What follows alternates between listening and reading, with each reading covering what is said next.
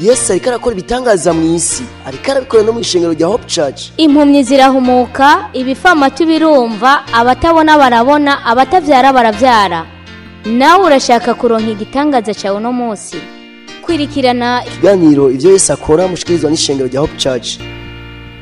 Kaze muri kiganiro ciza, kiganiro ivyo Yesu akora, ikiganiro mutegurirwa mugashikirizwa n'ishengero rya Hope Church. Mukaba muzindukanye na Pastor Jackson Nkeshimana wo mu ishengero rya Hope Church. Ishengero rya Hope Church rikorera mu Carama Gahahe ku ibarabara rya 12, aho bita kumbaho, abandi bakahita ku mabene, abandi bakahita ku kibuga. Ni barabara rikurikirana ni barabara rya 11 aho amabisi akatira. Ego amabisi akatira ku 11 ishengero rya Hope Church rero tukaba turi ku ibarabara rya 12. Uti none muri iki gitondo muduteguriye iki? Muri iki gitondo rero turaza kuganira kuri aya majambo y'Imana, amajambo y'Imana dasanzwe, amajambo y'Imana nizera ko aza kugufasha, n'amajambo y'Imana yanditse mu butumwa bwiza uko bwanditswe na Luka igice cya 18 ku murongo wa ndwi turasoma mu izina rya Yesu. Haravuga ati, mbega none Imana ntizocira urubanza rukiza abo yatoranije bayiborogera ku murango no mu ijoro nahi batevya. Ego iri jambo rero ni jambo ridasanzwe, aho tumaze iminsi turiko turagiga, ni jambo tumaze iminsi turiko turiga kubijanye n'ingene Imana itevya abantu, irabatevya mu kubishura.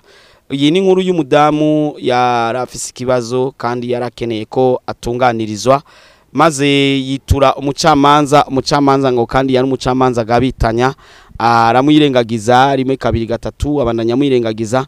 Mugabo kubera ingene uwo mudamu yabandanya asatira, yabandanya agenda gusaba ko yotunganirizwa, bituma umucamanza yumva umenga ntiyoreka gutunganiza uwo mudamu. Aca aravuga ati, naho ntatinya Imana, naho ntatinya amaso y'abantu, naho meze nabi, naho ndi umuntu agabitanya, reka ubuhoho nikubita gashi ndaba ingene notunganiriza uwo mudamu. Ego ivyo vyatumye rero na Yesu atanga ku karero avuga ati, mbega none ni Imana yo ntigabitanya, Imana irakunda abayo, mbega yo nizotunganiriza, nizocira urubanza rubakiza abantu bose bayiborogera ku murango no mu ijoro, ngo ariko mugabo nubwo ibatevya. Ico rero kigaragaza ko Imana ibatevya, nico tumaze iminsi rero twiga. Uno musi rero turaza kwiga kandi hajya ku ishengero rya Hope Church, turaza kwiga kubijanye n'ingene Imana itevya abantu, ingene Imana itevya abantu mu masezerano. Imana iratevya abantu koko, irabatevya, mugabo kandi turashaka kwiga, turakubwira ingene wosenga, ingene wobikora bigatuma itagutevya. Kaze uno musi rero igihe cy'isaha 11 kugeza saa 12 hajya ku ishengero rya Hope Church. Misi yose ya kane twama dufise ayo masengesho, kandi no kwa gatatu twama dufise amasengesho meza cyane yo ku karago, guhera isaha 3 kugeza isaha 7.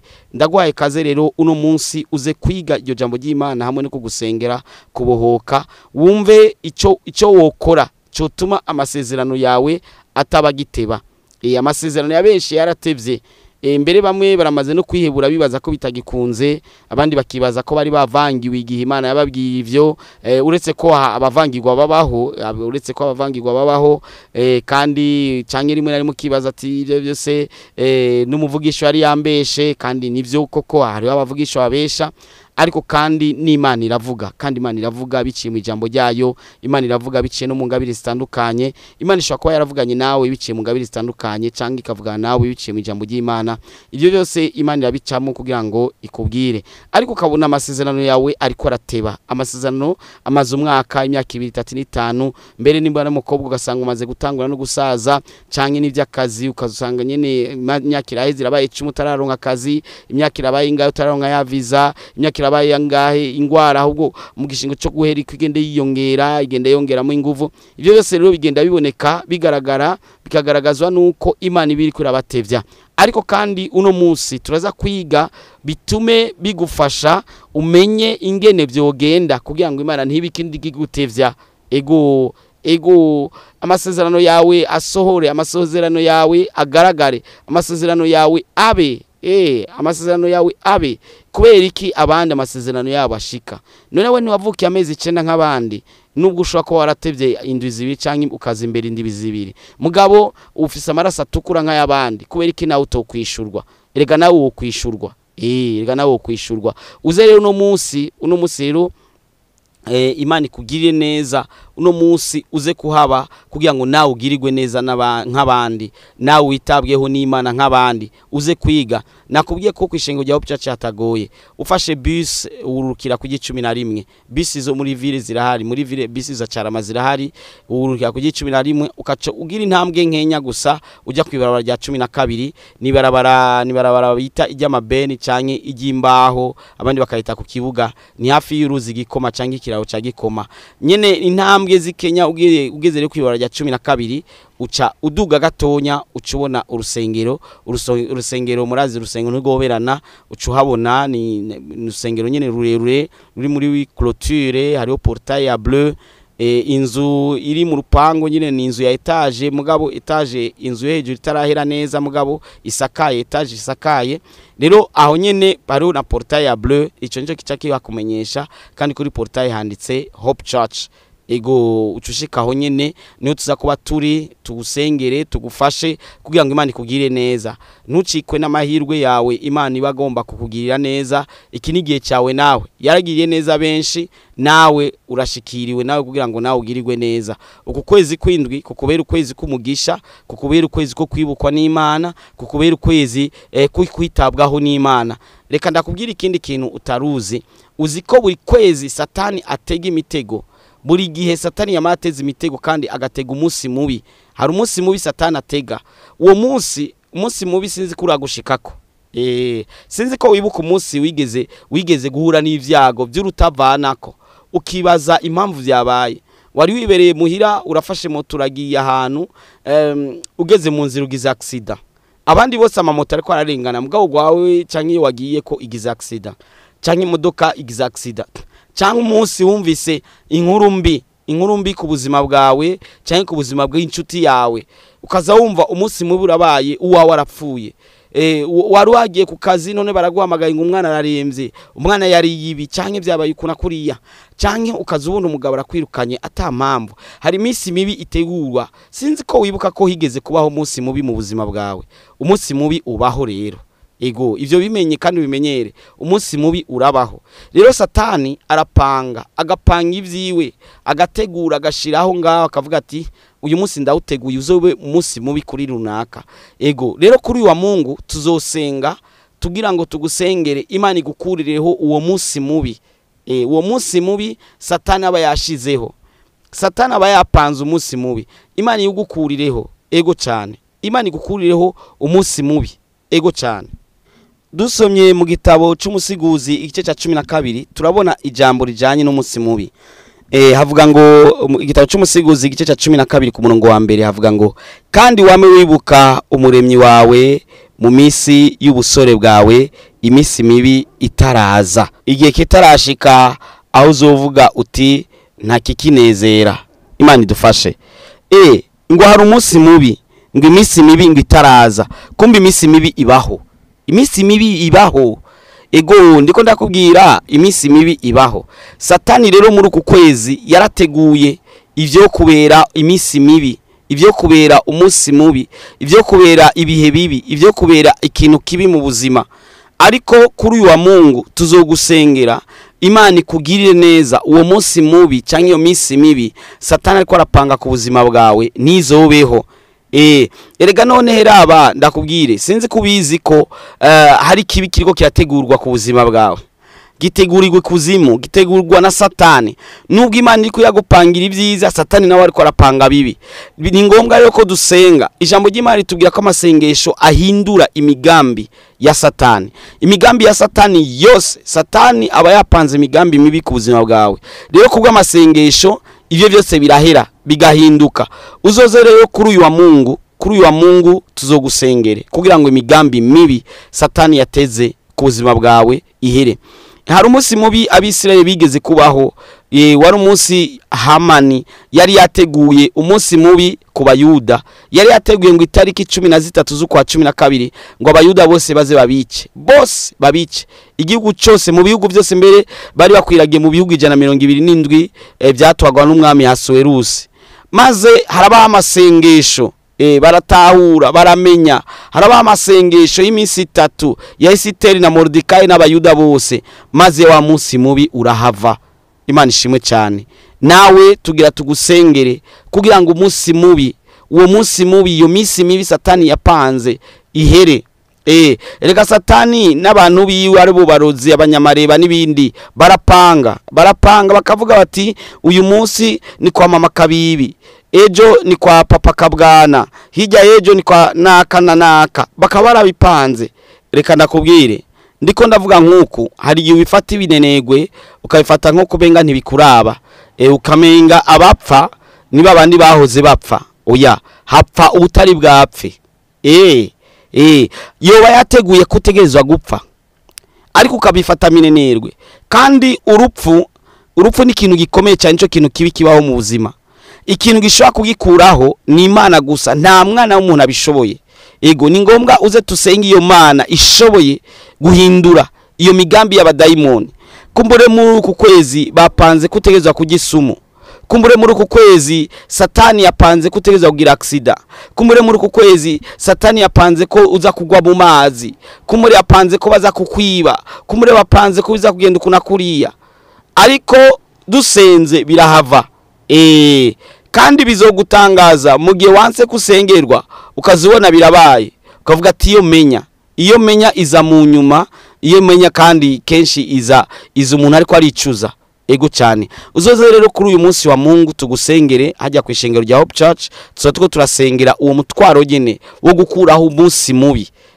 Umunsi mubi ufudike kabisa, umunsi mubi yo kumva inkuru itameze neza mu buzima bwawe ifudike kabisa. Hari umunsi sinzi abantu bagwara estoma, abantu bagwara umugera wa sida, abantu bagwara diabete, hari umunsi iyo ngwara iba yarabafashe. N'umunsi Satani aba yapanze, agapanga ati ku munsi kanaka bize bigenda uko afatwe n'umugera, umunsi kanaka bize bigenda uko afatwe n'ingwara kanaka.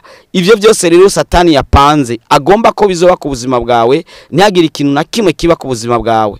Ego kuko n'ijambo ry'Imana rirabitwemeza, dusomye mu gitabo ca Zaburi 91 ku murongo wa 10 ngo nta kibi kizogira icyo kikugira, ngo kandi nta n'icyago kizokwegera ihema ryawe. Uze rero dusenge kugira ngo ico kibi nikize cigere gishika mu ihema ryawe, nikize cigere kigushikira wewe, mbere n'abajyango bikenewe canke ubona ko ari vyiza uzozanye nabo mu muryango, abana n'umuryango wawe muze muzananye kugira ngo tuze tugusengere kuri uyu wa Mungu. Tufise amiga 3 kuri uyu wa Mungu tuzosenga mu gatondo nkuko vyama ni saa 2:15, tugasubira isaa 4:45. Nukuvuga ko si babandi nyene numvuga na miga gira kabiri. Amiga ya mbere binjira saha 2:15 bagataha, amiga gira kabiri bakinjira saa 4:45 bagataha, amiga gatatu bakinjira saha 10:30 bagataha. Ego cyane ndagwaye kaze, ntihagoyire mu cyara bagahaye kwibara rya 12. Uvuye kwibara rya 11 aho amabisi akatira, nimba waje na bus, uje na bajaji canke taxi canke kinga canke moto, ubabwiye ati njana kwishengero rya Hope Church riri mu Carama gahaye kujya 12 rya Carama, baca bagushikana. Benshi barahazi, kiretse watanguye akazejo, abandi bose barahazi. Ego cyane. Yesu aguhezagire, Yesu akugirire neza.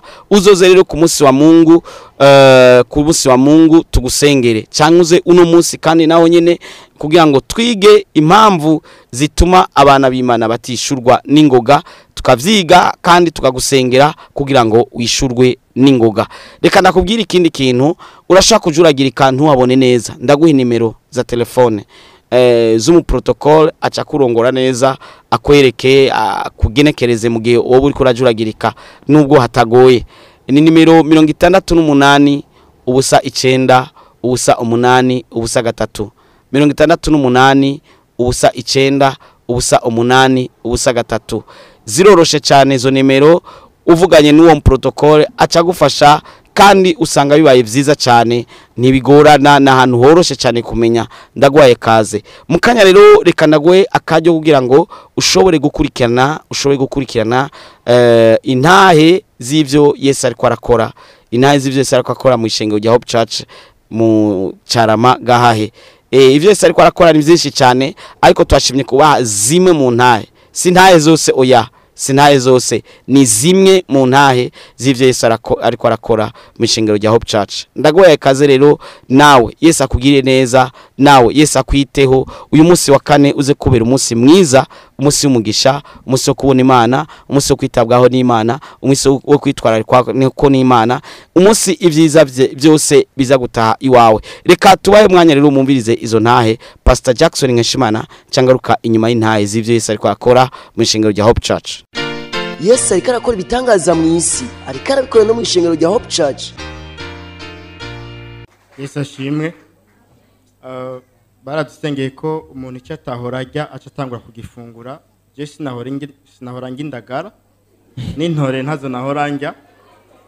Intore sindapima ko ntazo ndaronka, mugabo ejo nararindagara numva ntangorane nimwe baye. Amen. Yesu ahubwo amashimwe n'icubahiro. Nta wazanye indagara ngaha dupime. Amen. Amen. Wakati ule ulikuwa unajihisi namna gani wakati unakula dagaa na wakati ulikuwa bado hujapona? Iyo ico gihe wafungura indagara wala wiyumva gute? Bo indagara deja kuzishira mu kanwa sinavyumva. Ndinze naho nkahekenya naradahwa nkagira n'isesemo ryinshi cyane. Mugabo je naraziriye ndiyongera numva na mahoro menshi cyane. Yesu ashimwe. Amen. Jewe sinumva ingene no bivuga. Kuva nzangaha mu ndwi ya mbere Imana yarankora ibitangaza. Bari banyusavye amahera yo gutanga ikibanza cy'umwana cy'ishuri, ndavuga ko atari nzotanga, ico ni giturire. Mvuye ngaha kuwa mbere nzarumva telefone ngo umwana yarose ishuri, nta mahera uzotanga. Amen. Gitangaza kigira kabiri, nayo maze imisi mbabara mu nda, mukasiriva mpimiti. Guhera umunsi wa mbere sindasubira kugwara mu nda kuva bansengeye. Amen. Igitangaza kigira gatatu, mama wanje yaramaze imisi agwaye cyane, tukamuha imiti bikanka, tumusengera tubona inzoka zitangiye kumuca mu kanwa. Abo kwa Silva barabizi, zimuca mu kanwa kandi inzoka nini cyane azidahwa. Nukuri numva umenga sinumva ingene no bivuga. Imana ihabwa icubahiro. Amen. Amen. Hama novuga ati umukozi w'Imana, Imana ibandanya kumusiga amavuta, kuko ni byinshi novuga mugabo ndacafise umwanya muremure ngaha, narabaye iwanyu. Amen. Yesu ashimwe. Nari maze igihe sinari nzi ko noduga nkashika mu Gihosha, nahora ngenda ngeze kwibarabara bikanka n'abana bagatwenga. Bagacavuga mu mama agira yicare, ariko ejo narashitse muhira nagiye n'amaguru, n'abantu baratangaye, n'abana banje baratangaye. Amen. Bitangaza kigira kabiri, muri uku kwezi nibwe telefone zibiri. Abasumare bari babigize akamenyero. Ejo rero narafashe igisuma mvuye ngaha, ndavuga atayo mahera bagira batware, ndatanga kwishikamwe Imana yebwe cyubahiro. Amen. Ndashima Imana ibaho umugisha. Amen. Yesu ashimwe. Jewe nanje nari mfise inda ndende. Jewe ku munsi narya gasika kane. Ariko kuva ninjiye ngaha ubu unye ejo saa sita sinariye, no mwijoro sinariye, kandi icongeyeko ndavyuka saa sita z'ijoro gusenga na saa 9, no muri telefone nasize mwo reveil narose ubushobozi. Yesu ashimwe. Amen. Amen. Amen. Utariye kane ubu wumva gute? Ni sawa gute? Ubu numva merewe neza, numva mpazi bya mpemu yera gusa, ntanjye numva nkeneye ubu. Hallelujah. Nigihe cyo guhindurirwa ibihe. Nigihe cyo guhindurirwa ibihe. Yesu ashimwe. Nanje nayimaze kuja kwa muganga inshuro nyinshi, naguma numva imisonga mu nda n'indayuzura, ariko kuva aho bansengeye byaciye bihera. Ubu n'imiti narayihevye kuyifata, bimeze neza mu nda. Ndashima Imana. Yesu ariko arakora ibitangaza mu isi, ariko arabikora no mu ishengero rya Hope Church.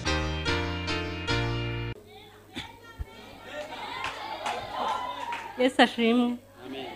Naragwaye ngwara malaria, ndinjira ibitaro ku munsi wa kane, ndaremba gose, ndemvye cyane umukozi w'Imana araza arandaba arasenga ariko ico giheza kundaba abo bari kumwe nabonye wonyene abandi bose sinashoboye kubamenya amaze gusenga atashe ncandagira umucanwa mwinshi ngize umucanwa mwinshi warangwaje aragenda ararondera abaganga barateba kuza batevye kuza ndamubwira ati gomba bihoze ijuru riko ririkiriza Amen. haheze umwanya umuganga araza ashitse arampima asanga afise 38.4 arasubira inyuma kurondera umuti arasubira arateba atevye ndasubira mbwira wa wundi ati ntiwigore ijuru riko ririkiriza agarutse asanga umucanwa wapungutse wa muganga yagiye kugarukira igira gatatu umucanwa waheze barambwira ati ndabumva umeze gute nje numva nkomeye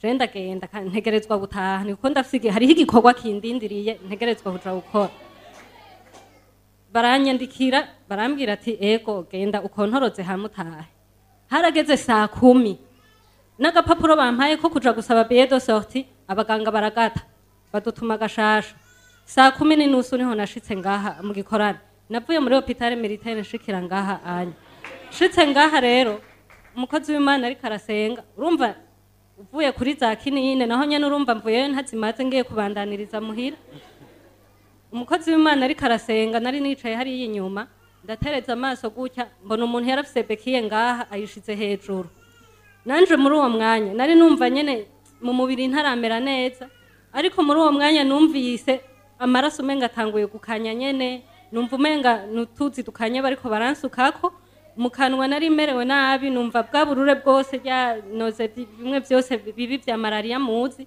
byose sinamenye iyo biciye muri uwo mwanya rero nukuri gushika nisa hano babwira ko ubu ndakomeye neza Imana ishimwe Yesu ariko arakora ibitangaza mu isi ariko arabikora no mu ishengero rya Hope Church. Yesu ashimwe. Amen. Nanje ndabagumbire mu izina rya Yesu. Amen. Naje numvise ntova ngana shimye Imana kuko Imana yankoreye ibitangaza nibikomeye. Jesi nahora ngenda urugendo rurerure n'amaguru kuko ntambuse cyane n'amaguru nahora ncangira amashoke mu maguru. Ariko ndashima Imana kuva ku wa mbere nzino mpora nta mukamenge muri tunyoni n'amaguru gushika uno munsi simurangira ya mashoke Imana ntihabwa icyubahiro. Nikindi nshimiye Imana iyo ndi ubugari bw'imyumbati kubera estoma yagumijya cyane nejo naragerageje ndaburya numva biranze uno munsi naho nariye gatonya mugabo ngira ubwoba abagezi ndababwira je numva mu nda vyanse mugabo ndiko ndaza nashitse ngana numva bimeze neza nubu bimeze neza Imana ihabwa icyubahiro. Amen.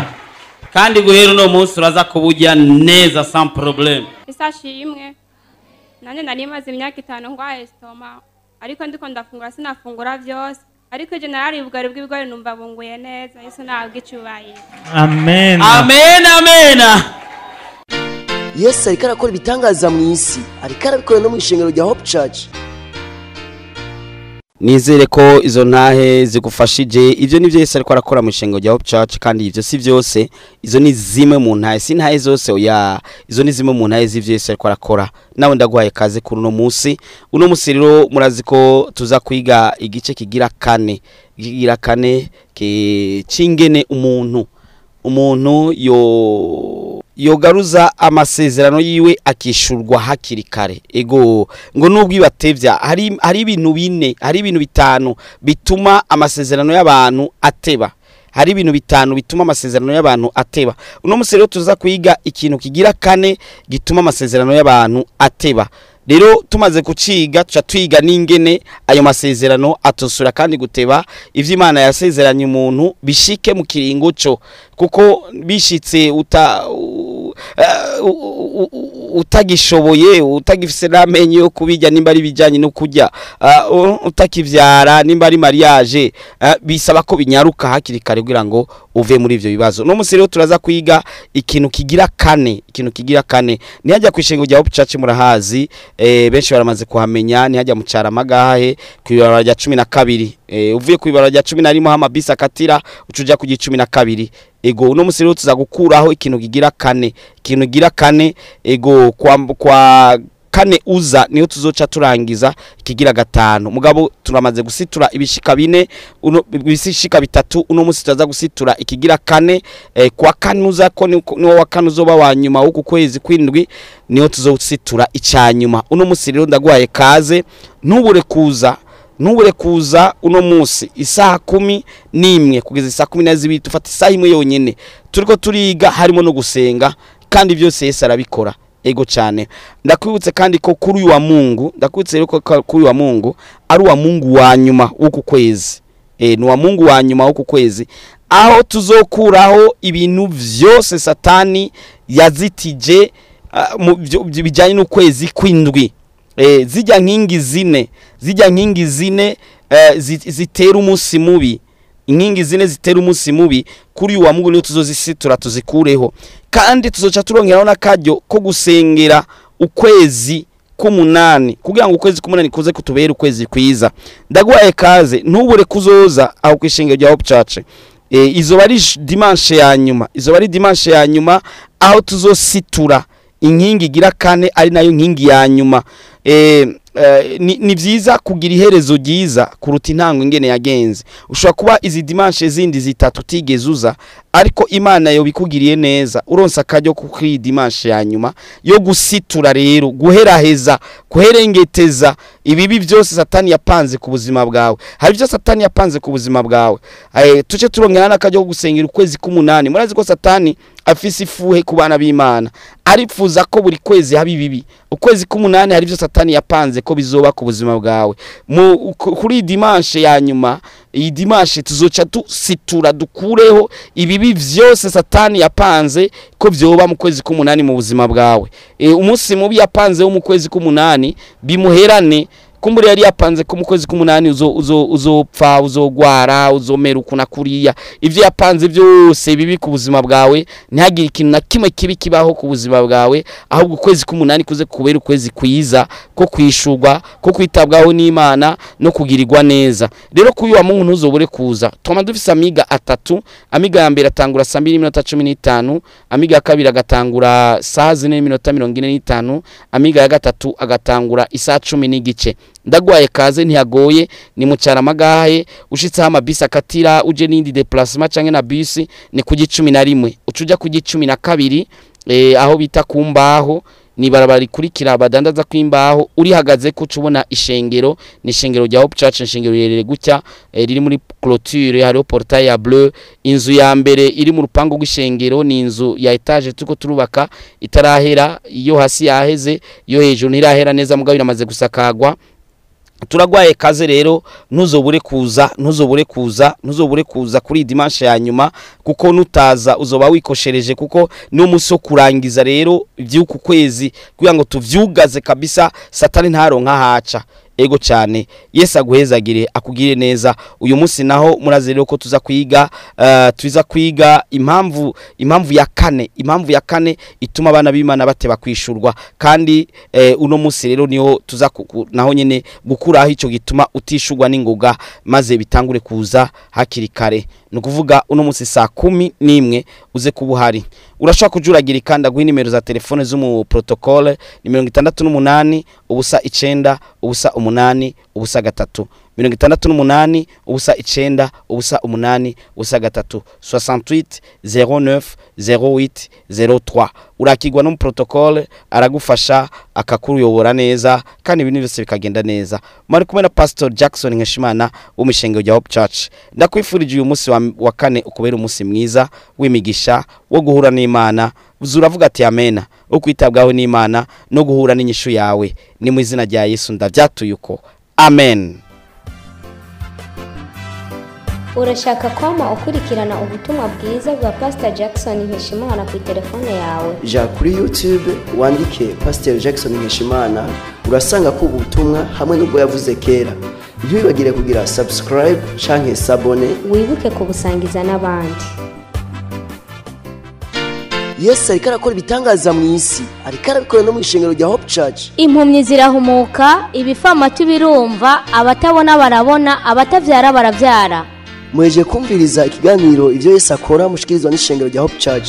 Hope Church ikorera mu Cyaramagahe wururutse bisi ku G11 ucuduga ku G12 hafi y'ikibuga kwibarabara bita iry'amabeni abandi bakahita kumbaho hafi y'uruzi Gikoma. Woburusha woburemerewe wowe ufise ibibazo waburiye inyishu wowe ugomba kwakira Yesu Kristo nk'umwami n'umukiza w'ubugingo bwawe wowe ugomba kuvugana n'umukozi w'Imana Pasteur Jackson Nkeshimana wo mwandikira ubutumwa bugufi